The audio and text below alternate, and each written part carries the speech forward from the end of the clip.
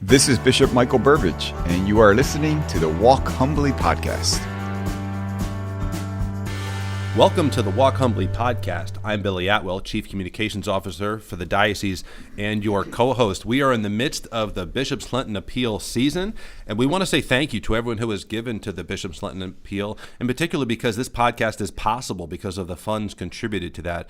That obviously doesn't even mention all of the other ministries and programs that are supported through the BLA, so thank you to those who have made those contributions.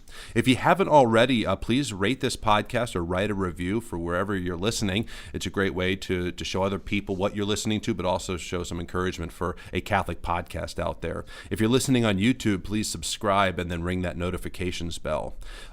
Please sign up for our e-newsletter at arlingtondiocese.org and follow Bishop Burbidge on Twitter at Bishop Burbidge. Every day he provides a short gospel reflection for that particular day. And make sure you're following the diocese on Facebook, Instagram, and Twitter. If you'd like to submit a question for Bishop Burbidge, email us at info@arlingtondiocese.org or give us a call at 703-831-7013. I welcome your host, Bishop Burbidge. Bishop, how you doing? I'm doing well, Billy. I hope all of our listeners are doing well and staying safe and healthy. It's been a great few weeks being out and about around the diocese, BLA receptions, the Synod listening sessions that we'll be soon talking about, visiting some of our parishes and schools, seeing about 700 or 800 people, I believe, last Friday at our Catholic Charities Ball. So it's been wonderful to see so many of the faithful these past few weeks. And mentioning the Catholic Charities Ball, just thanks for all who attended. Thanks for all who supported it. We went way above our goal, which is a recognition of the goodness of our people, understanding that the money and the support we receive go directly to help our brothers and sisters in most need, people of all faith and denominations, the basic necessities of life, counseling during these challenging times, just so much good work. And to see that work supported was a great uplift to me and to all the wonderful staff and thousands of volunteers of Catholic Charities. Absolutely. And there was a video shown at that ball that really highlighted just a few of the ministries. Again, there's many ministries, but you can go to youtube.com/ArlingtonDiocese or go to ccda.net and take a look at that video. It really highlights some of the more poignant stories over the last year. Bishop, we just as I was sitting here, I saw a story that landed that Loudoun County Public Schools have dropped their mask mandate. Now, this comes after our Virginia Governor, Glenn Youngkin, signed a new law that requires schools to allow parents to decide if their child would wear a mask or not. After the executive order was issued a little while back, you had decided that here in the diocese we were going to follow that and allow that to be a parental decision.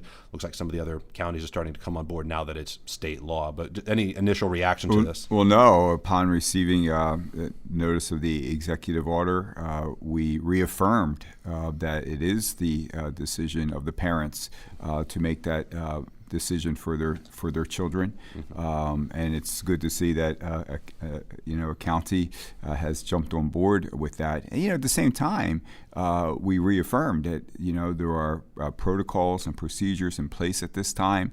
The basic ideas and necessities we know, whether it be the need to wash our hands, if you're showing symptoms to stay home, all those kind of things. None of those things went away, but to recognize the right of the parents and trust them to be responsible, to know what's best for their children is something that we always want to reaffirm, because as we always say, our parents are the first teachers, the first guardians of their children.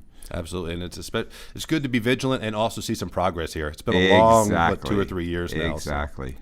So two vital pro-life bills just passed the Virginia House of Delegates, and we're urging people to contact their senators now to support these measures as well. The first is HB 304. It's the Born Alive Abortion Survivors Protection Act, which would protect children who survive an abortion, ensure they receive the same life-saving treatment anyone else would receive. The other is HB 212. It's a woman's right to know law that would provide women in crisis the full scope of resources and science-based information when considering what is best for their pregnancies. Both bills passed through the House. House, which is great, and now they go to a Senate committee for review. I spoke with Jeff Caruso, and he said it could be as early as today because the Senate committee meets on Thursdays. He said most likely they'll be next week or sometime thereafter. Bishop, what are your thoughts on these initial developments? Well, I'm very encouraged. I hope all of our listeners are certainly very encouraged to see the Virginia House pass these bills. These are extremely reasonable measures that I would hope both parties could support. Absolutely. And we have to get to that point where something is reasonable, something is right, something is just. It doesn't matter about parties. It's the right thing to do. And I would love to see that kind of mutual support. As you know, you mentioned Jeff Caruso, Virginia Catholic Conference makes it so easy for all who subscribe to Virginia Catholic Conference, so easy to contact your senators, your elected officials, and it's in a timely manner, and this is certainly timely. Bishop Nestout and I met with our Lieutenant Governor last Wednesday at the Defend Life Day in Richmond, and in fact, she reaffirmed that, what we always talk about, that one email, one message, one phone call really does make a difference. She humorously said, but it was funny, but she was saying, I'm not saying we all know how to read, but we all know how to count. And so the point being, every email, every phone call, every letter counts. Yeah. And who would not support the idea of allowing born children to be protected the same way any other person would be? Who would contest the idea that women deserve to know the reality of what's truly, really happening within their body? So it would be a tremendous sign for Virginia citizens, certainly for Virginia Catholics, and for all of us to see both sides of the legislature come together on common sense, reasonable bills that support women and babies. And we were encouraging these bills when we were at Virginia Life Day. These were, everyone was going around to their legislators' offices. It was a good time. We were out there, and I was really encouraged by our young people. They were filled with passion and zeal to speak maturely and respectfully to their elected officials. So it was participate in the process, And it was milder weather than the March for Life. Yes, exactly. Exactly. That certainly helps. Listen, if you would like to sign up for these alerts and know when they're happening, because sometimes it's a short window of opportunity we have to make our voice heard, go to vacatholic.org and sign up for those action alerts. And right now, both of those bills are going to a Senate committee. If you'd like to contact your senator, go to vacatholic.org, and they'll give you all the information to reach out. Bishop, you mentioned in a previous podcast that you were beginning the process for discerning the application of Traditionis Custodes, which is the Holy Father's new legislation for the use of the traditional Latin Mass. You mentioned that you were going to be speaking with a group of advisors and seeking advice from all of your priests. Where are you in that process now? Well, as you mentioned, Billy, it is a process, and it's important for, I think, everyone to remember that the process really began last July, when we began to hear what the Holy Father was asking. So, it's not something we have received immediately and began reading and reflecting upon and studying the documents. Obviously, we were alerted to the fact that there would be clarifications to some of the points that were made, which came out December the 18th, the responsa.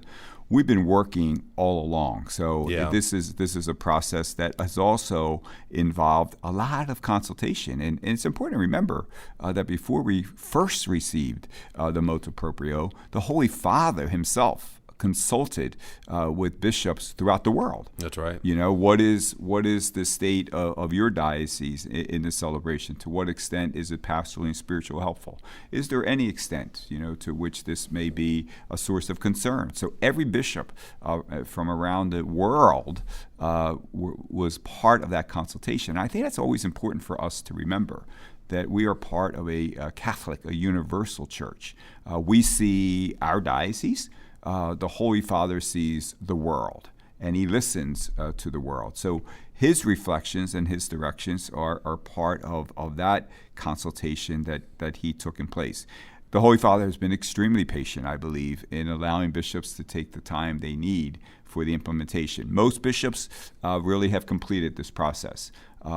It's taking a little bit longer in the Diocese of Arlington because quite honestly and frankly, we are somewhat unique in that of 70 parishes, 21 parishes in one way or another during the week or on Sundays are celebrating the Mass in the extraordinary form.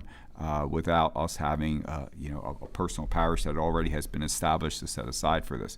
So that's very unique to other situations. Many bishops are dealing with like 2 parishes or something. Right. So that's why it's taken us a little bit longer, and it's been very important for me. I first consulted with the priests of those 21 parishes.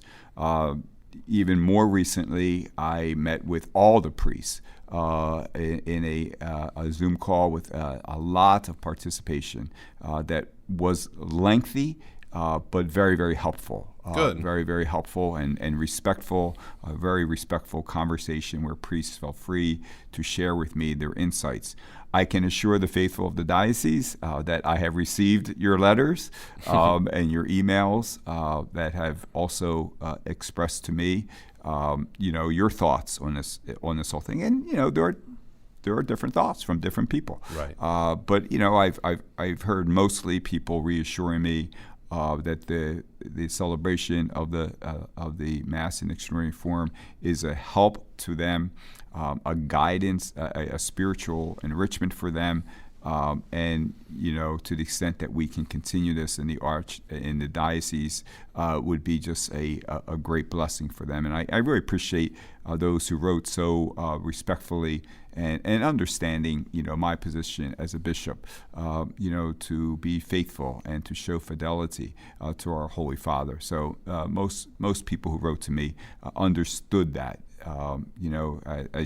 As they know, I've done nothing in both dioceses I have served in to put any restrictions on this Mass. But as a bishop, I am called to listen, to understand, and to respect the wishes of the Holy Father. So this process has been me seeking wisdom and guidance, including from my brother priests, from my advisors, on how best to say, okay, where are those situations where the Mass in the extraordinary form, the traditional Mass, can be celebrated without really needing any extra permissions because it fits in to what the Holy Father has allowed.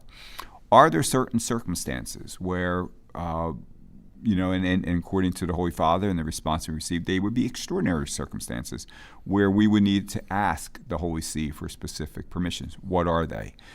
So I also appointed Father Bjorn Lundberg as my delegate in this process.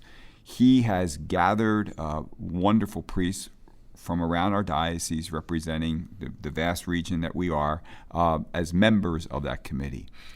We have engaged with each other, and now I am awaiting, their recommendations from me, trying to help me to have that wisdom of how I remain true and loyal and faithful to our Holy Father, and also attentive to the care, spiritual care and nourishment of those who benefit from this. So bottom line is, I think we have a path forward where the extraordinary form of the Mass will be celebrated due to the generosity of our priests in faithfulness to what the Holy Father has said.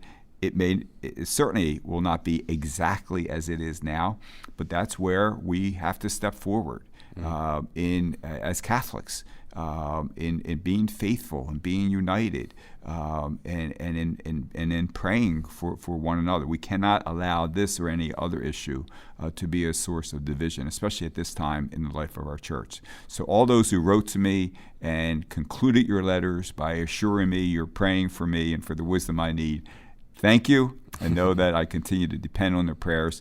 This process is coming to a conclusion, and there will be an implementation of motu proprio that I will explain in as pastorally as possible to the faithful of the diocese after much consultation and prayer. Very good. So after that Zoom call, I assume, is that when the committee will kind of began its work of began? assessing? I asked it to begin its work immediately after that. Okay. Yeah, they had already began meeting. Right. But I said, okay, now we've heard. Now get a draft together. Let's go. Let's get going. And in fact, right after our Zoom, we had a priest gathering this week on, it's a study day. Mm-hmm. They actually even took their lunch break to continue their meeting. Oh, so that's good. so I think they took me literally when I said in a timely manner. That's wonderful. You have personally attended some of the parish listening sessions for the Synod of Bishops, and you mentioned this actually in the very beginning of this podcast, and you've heard from pastors as well that have held some of theirs. Not kind of jumping to conclusions because you want all of them to take place and to kind of glean all of the wisdom from it, but are there any common threads you're noticing on the front end of this process? Yeah, there are. And first of all, it's, again, this is very much the style of Pope Francis.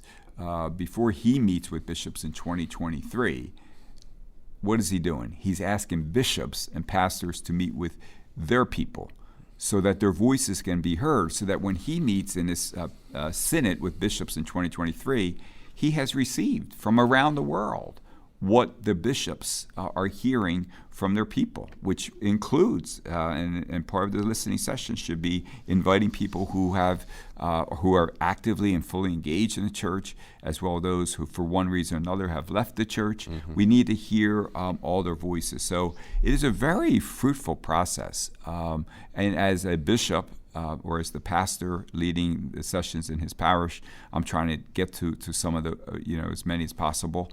That's all you're doing is listening. That kind of gets people off guard a little bit. Your focus, there's several questions the Holy See wants us to focus on. So you need a good facilitator because we want to stay focused. We want to give everyone proper amount of time to talk. So there are time limits.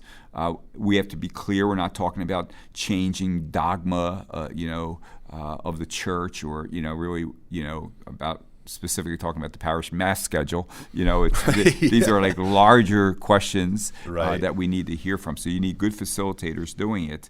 And I've been hearing, I again, at the parishes, but I've also had listening sessions with the priests, with the deacons, with the women consecrated religious of our diocese. I'll be doing so with our seminarians. I've done so with high school students. So we're going to be doing it with even ecumenical leaders through my delegate, Father Rooney. So we're hearing so many voices. I would say, Billy, one thing I'm hearing now is that people are saying that, when I engage, my family members sometimes even who are at odds with the church, or even my colleagues or neighbors, they're very point out, we know what the Catholic Church is against. We know you're against abortion. Well, thank God. I'm glad they know that, right? Yeah. or they know our teaching on the sanctity of marriage, or whatever. But I think people are making a good point saying, I would be in a much better position to engage people if I knew what the church was doing, what the church was for. And we had a beautiful opportunity, as you mentioned earlier, at our Catholic Charities Ball, mm-hmm. to highlight the tremendous charitable work that our Catholic Charities Office is doing so many ways. Same thing with our marriage office, our family life. What we have been doing, to be meeting with victims of sexual abuse by clergy and even by others, mm-hmm. in professionals or family members, the ministries we have to help them that, myself and members of my team are personally engaged in. And I think they're making a good point, is like, Bishop, before we open a door to start talking about church teaching, let's find the doors that can be open to talk about the beauty of our church and the goodness of our church, and then we can begin to talk about the truth of our church, because everything we do flows from what the Lord Himself has taught us. That to love Him is to love our neighbor, to love others is to speak the truth courageously and compassionately. We think of the good, the true, and the beautiful, and everyone kind of accesses the church, and typically through one of those, they see the beauty, and then that draws them into the truth. Or for some people, they need to see the good first. It's the good things that the church does that gives them an initial feeling of whether or not they would even listen to what we say about what's true. So I think that was an interesting point. I've attended some listening sessions and noticed that same trend. Yeah. If you would like to attend one of these sessions, please contact your local parish. These are being held at the parish level, and some are still getting scheduled right now, so there's time to check those out. So just contact your local parish and see when they're holding theirs. Right. I've asked every parish to do so, for the pastor to be my representative, which is what the Holy Father envisioned, but also to be present at some of these listening sessions within the parish also. Very good. You announced some interesting news this weekend at the Cathedral of St. Thomas More. Do you mind sharing with the wider audience here? Yeah, certainly. It was very exciting news. I met with the Cathedral Parish and Finance Councils Wednesday evening, and then I made an announcement at the Cathedral of St. Thomas More, which my statement is posted on their website, on the Cathedral website. And excuse me, it's particularly exciting news. Just a reminder that the Cathedral of St. Thomas More is the mother church of the diocese, right? That's where the cathedra, or that's where we get the word cathedral, the chair of the bishop is. So every parishioner in the diocese, all 70 parishes, can call the cathedral their church, their home. It belongs to all of the faithful. So those who belong to the cathedral parish, they have a unique privilege and a unique responsibility that, yes, they are a parish community that must thrive, but also they are extremely gracious in welcoming all the faithful to their church, because that's where we celebrate annually beautiful celebrations like the Chrism Mass and the ordination to the priesthood and the diaconate and the wedding anniversary masses. It's at the cathedral. It's at the home, the mother church of the diocese. And so after consultation and discussion with a committee of our priests and some of my advisors, I have decided that in preparation for the 50th anniversary of our diocese in 2024, that we would do a major renovation to our cathedral. That's wonderful. And when I told that to the priests, they broke out in applause. So that was somewhat supportive. Great. So the history, as some know, is that when our diocese was created, we did not have a purpose-built cathedral. So St. Thomas More was not built as a cathedral. It was built as a parish church. And then when we were named as a diocese, it was chosen to be the cathedral. And so there are many parts of the church building that are dated or do not work as well as the cathedral for our diocese. One of the major interior renovations that will be made is I am going to renovate the sanctuary, and one of the key is to move the tabernacle to the center of the sanctuary. And, as a reminder that in this mother church, throughout our diocese, throughout every parish, it is the Eucharist that is the source and summit and the center of everything that we should do. Because right now it's off to the right, and the cathedra's in the middle. And I'm switching that. Sometimes I feel like I maybe it's Irish Guild or something, but I feel like I'm higher than where the Lord is in the tabernacle. Wait a minute. I want to change that seat a little bit. And also I would really like the opportunity to represent the multicultural dimension of our diocese. We always boast rightfully of being a diocese that is so diverse. And I would like, and there's a way we can do this, of having the many cultures of our diocese represented by their patron saints. What a beautiful way to show our diversity in our unity. And other things just to refreshen and to give the interior a different look.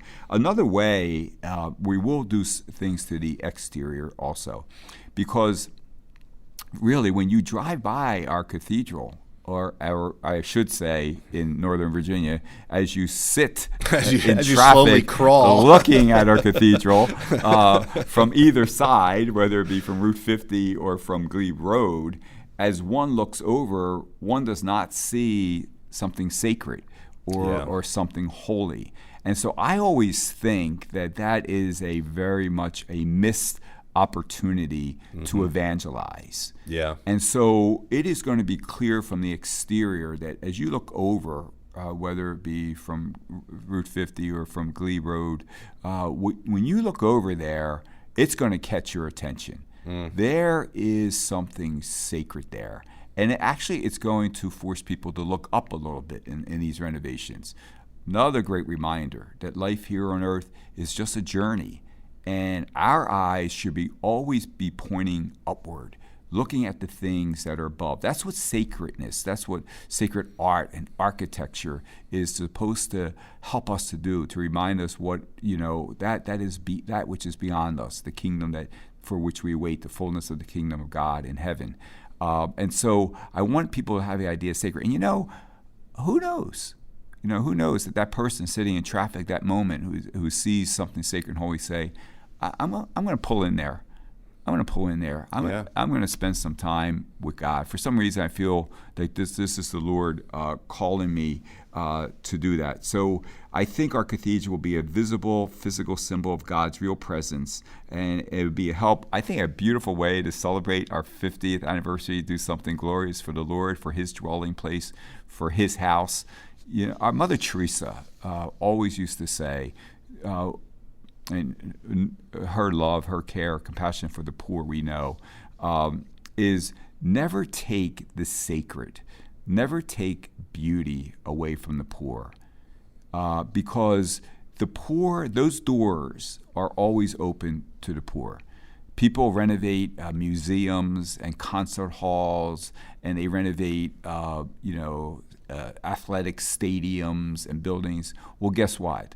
The poor can't get into those buildings. That's such a good point. Especially in D.C., where you've got these things in D.C., where a lot of it's not everyone can go to the Kennedy Center. Right. It's expensive. It's expensive. But to hear beautiful music, to see sacred art, and to have Mother that Teresa experience. said that because don't take that away. So I'm assuring the people of this diocese, of course, known for their charity, known for their care of the poor, that there is in no way this renovation in any way will diminish one ministry that is known for its pastoral care and outreach of the poor. In fact, I think it will help to increase our outreach. There will be no cost to the parish, and there will be no cost or debt to the diocese in this renovation. I do believe that within our diocese there are certain people who have the means and resources who would be very, very passionate about this project, who would be able to, enthusiastically support the project that I will approach, privately. And to be honest, the Lord gave me a beautiful sign. The first person I approached to help us with this renovation was generous beyond even what I asked. Wow. And so that's a good sign. So no cost to the parish, no debt to the diocese. I will build and renovate. We're not starting new, so I'm renovating what we can do. And I am hoping, I spoke to the priest the other day, that in our Golden Jubilee year, the year 2024, we have not made any decisions, and we have not spoke in specific ways at all. But I do think Jubilee means mercy, and so I do believe that maybe there should be some sort of campaign where it will have nothing to do with building or anything like that, or bureaucracy, but I do think that would be a great year for us as a diocese to do a campaign to support the works of mercy. What more? We're doing a lot, but what more can we do to help the poor, the hungry, or the homeless, or those who need counseling, or there's so many things we could do. So that would be a process of consultation. But I don't want our campaign in 2024 to be anything other than doing works of mercy. That's why I'm separating the renovation of the cathedral from anything that we would do in our Jubilee year. And if there is anyone listening who is excited and enthusiastic to hear about the renovations to our mother church, to which we all belong, and would be willing to help, feel free to contact me also. And I'm sure anyone that you would approach, you would want them to be giving above what they're already giving, because so many are so generous already that it would not be drawing away from so much goodness. Ministries. Yes. Yeah. Well, that's wonderful. That's great news. We're looking forward to updates about that as we go. All right, we have a couple questions from the faithful. So the first is there anything stay-at-home moms can do to feel more connected? And she's speaking about Mass. She says that she doesn't feel particularly connected at Mass, and certainly not at adoration, because her 4 kids, all of which are under 8 years old, are not particularly still or quiet. And as a parent of 3 children under 8 or 8 and under, I can attest to this. Mass is very difficult for us, she says. So any advice just in that spirit of exhaustion almost in Mass and adoration? Yeah, first of all, our stay-at-home moms, thank you. What a beautiful vocation God has given to you, and living that vocation in the way you believe God is asking you to do it. I'm so happy to see many stay-home moms doing what we're seeing a lot throughout our diocese, is forming small groups, like making sure that you're getting together with moms who are doing the same thing you're doing. Because sometimes you can feel alone. And like, am I the only one feeling the stress or the anxiety of doing this? So I'm so happy to know that some parishes or even moms on their own are finding ways to get together. I think that is, first of all, a great help. Whenever we celebrate a baptism or Mass and we hear the children crying or being a little vocal, I always say that's a beautiful sign. It reminds us of who we are as church. Right, we are all God's family, and we come at all different ages, and we know how much our Lord loved and embraced His children. So no one should feel unwelcome, with their children in adoration and or at Mass. I know parents are also realistic and practical. They know the church, they know we love having our children, but sometimes they understand that.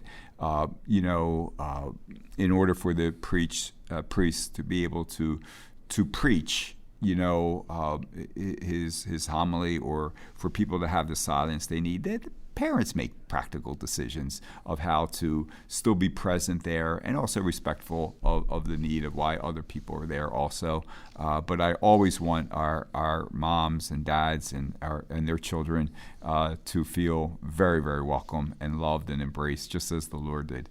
Yeah. If I could offer some practical advice to Dad. Now, she's got 4 under 8, so she's maybe got more experience than me. But when Dad comes home, sometimes Mom needs to cut and run. Yeah, Dad, right. Come home, take over, wrestle with the kids, whatever you have to do. But Mom maybe goes to adoration alone, for a little while. Yeah. And just being able to break away. And then another day, Dad gets to maybe go do that. But my wife and I have seen great fruit from that gift to each other. It's hard to do, but I do think it makes a difference, especially in the long run. Yeah, I think that's great respect, understanding that as much as so much is essential and needed, that husbands and wives are together and they're with their children. All of us need that time to be alone, especially with the Lord. Why? Not because we're being selfish. No, so that I can be strengthened and renewed to be an even better husband or wife, father or mother. Absolutely. All right, the next question is, I understand that St. Katharine Drexel in Haymarket is breaking ground soon. What is the process for a Catholic community to request and receive a new church? I wonder if there's a buried question in there if someone wants a new church. I know. How about it? That's but good. You're about to go through this here with the cathedral in terms of renovation. But so what is the process like? We've been working with St. Katharine Drexel. We keep making, they've been waiting such a long time, and we're making steady progress here. So grateful to that community for their patience. But whenever a parish community wants to undertake a significant construction project, a number of considerations, of course, as you would understand, come into play, including the consultation with the parish community. What are our needs? Always that consultation. The financial status of the parish. What can you do? What can you afford? The trajectory of the community's growth, a study, like where will this parish be 10, 20 years from now? Is this the right place to build a church? The appropriate sacred architecture. And so that's why we have experts here in our diocese in all those various areas. And I have to say, our team, whether it be St. Katharine Drexel's or our recent churches we have built, they're on the scene. They go out to the site. They're there to guide the pastor, to guide the parishioners through all those different aspects. We're there to help. We're there to support. And if there's a need, we want to make sure we're helping you to fulfill that need. But, of course, always as responsible stewards of our resources. So, there's a lengthy process. I think recently, within the past year and a half or so, I think we've looked at shortening that process to be a little bit more efficient and cutting out some of the maybe barriers that were becoming a little bit burdensome. I think we took a good look at that, listening to our pastors, and try to make this as user friendly as possible, and to assure that, listen, we're on the same team here. And so we have a staff at our diocese that I'm so proud of that are there to assist our pastors every step in the way. And it's a process I'm going to be going through because along with the rector of the cathedral, Father Posey, I will be, held responsible and accountable to the same process that I'm asking my pastors to do. Absolutely. I met with a pastor recently who had gone through a renovation, and here's his quote. He said, "I don't know what I would have done without Tim Cotnor, who is our chief finance officer." Right. Yeah. And you think of finance as an administrative function, but the way he was describing it to me, it was a ministry. Right. And he was helping that pastor and guiding him through and it was a parish that financially struggled and had to save for a long time to get to the point where they could afford it. But Tim helped them get there. We've got a construction office that guides them through that process once they get into that phase, and working with vendors and subcontractors. It's complicated. Right. And a lot can go wrong, but you've got a team behind you that really helps make it as successful as possible. Andy Schulman at the Office for Project and Construction, Ward Jones, our Chief Operations Officer, Tim, they're all there. They're all there to help and really to take some of the burden off our pastors. Absolutely. Because these are the men with the expertise. That's the way the church works, right? Yeah. No pastor, no bishop can run a diocese without having people who have the expertise in these fields. That's wonderful. But remember, we're on the same team. Yeah, and that must give you great confidence. Yes, it does. It does. That's great. Bishop, any final thoughts before we close out the podcast? No, but we are certainly, we know of unrest in our world and tensions even as we speak this morning, especially as we are praying for peace on the Ukrainian border. Yeah, and I do ask all of our listeners to pray specifically for that intention. And one of the most beautiful ways to pray for that is to pray the rosary, to entrust a peace that only Christ can give to the mother of Jesus, and to pray the rosary, or at least a decade of the rosary for that specific intention. Right now, tensions are rising, as we're hearing, even as this morning as I was coming over. So I think we should be united for peace in our world, and specifically in that area of our world. Absolutely. If you close us out with Sure. a prayer. I ask God's continued blessings upon all the faithful of our diocese. Thank you so much again, everyone, for your goodness, for all that you do to help the diocese carry out the pastoral and spiritual works of corporal works of mercy. Asking God to bless you and your families, to keep you safe and healthy and happy, and above all, holy, as together in faith and in joyful hope we walk humbly with our God. Thank you for listening to the Walk Humbly podcast. Make sure you check out more episodes on iTunes, Google Play, Stitcher, and Spotify. You can follow me on Twitter at Bishop Burbidge, where I offer gospel reflections each morning and share photos and updates of what is going on in the Diocese of Arlington. Stay up to date with news, event information, and inspirational content by subscribing to our e-newsletter at arlingtondiocese.org.